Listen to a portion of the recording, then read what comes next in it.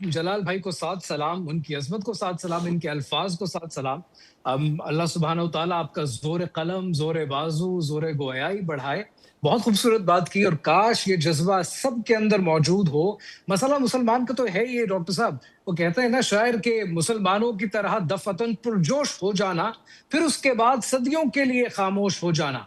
तो अब ये जब से आप 7 अक्टूबर के बाद से वाक़यात देख रहे हैं, तमाम उम्मत मुस्लिमा जाग तो चुकी है, लेकिन जागने के बाद ज़रा हैंटा वायरस आया, ज़रा कोई ईरान की कहानी आई, ज़रा कुछ कुछ और खबरों में चलना शुरू हुआ, तो सब कुछ भुला बैठते हैं। सो बड़ी गोल्ड फिश वाली मेमोरी अनफॉर्चुनेटली उम्मत मुस्लिमा की इस वक़्त हो चुकी है, तो ये जज़्बाती तो होते हैं, लेकिन इनके पास प्लान ऑफ एक्शन कभी नहीं होता। तो ये कुछ सोचते नहीं है कि हमने करना है तो करना क्या है? और हम टोटली डिपेंडेंट हो जाते हैं अपने लीडर्स के पीछे।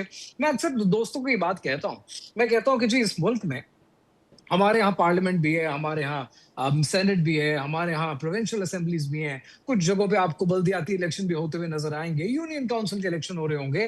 एट अ टाइम इस बात को कतई नज़र इस बात से कि कौन इलेक्शन जीता, चाहे वो यूनियन काउंसिल का इलेक्शन ही क्यों नहीं था।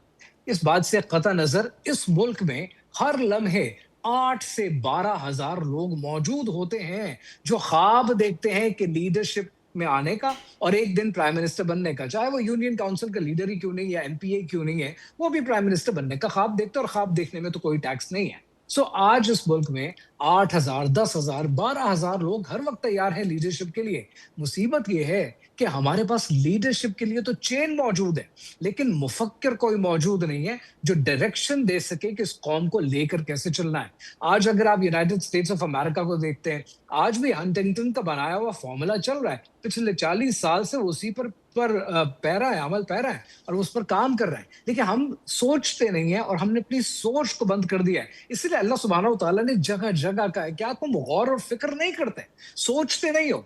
किसी एक मुसलमान को भी तकलीफ पहुँचती है, तो पूरी इकाई एक है जिस्म की, पूरा जिस्म उस तकलीफ को महसूस करता है, लेकिन हम भूल जाते हैं। नहीं, ये तो कश्मीर का मसला है, ये हमारा मसला नहीं है। ये फ़लस्तीन का मसला है, ये फ़लस्तीनियों का मसला है। या बहुत हुआ तो ये अरबों का मसला है, ये हमारा मसला नहीं है। हम इतने छोटे-छोटे साइलोज़ में बँट गए, क्यों?